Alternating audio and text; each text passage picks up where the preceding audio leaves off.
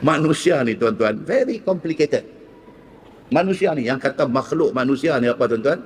Very complicated. Susah nak faham. Ada lelaki bini menikah 35 tahun.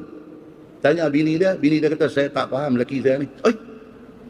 Menikah berapa lama lah? Menikah 35 tahun dah, anak ada 33 dah umur. Habis tu tak faham. Dia kata, memang saya tak faham.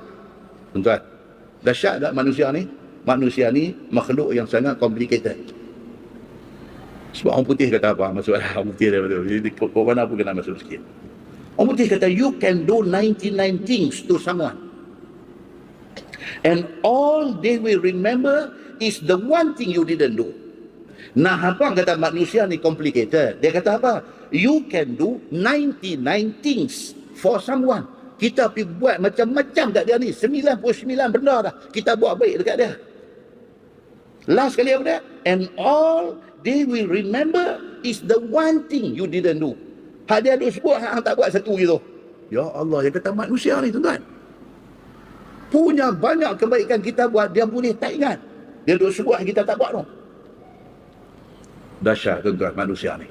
Jadi oleh kerana manusia ni macam ni lah, kalau kita nak ambil kira manusia dalam nak buat apa benda, apa pun tak boleh buat. Kita buat benda tu baik, benda tu tak salah, benda tu dapat pahala dan segala agama, bismillah kita buat.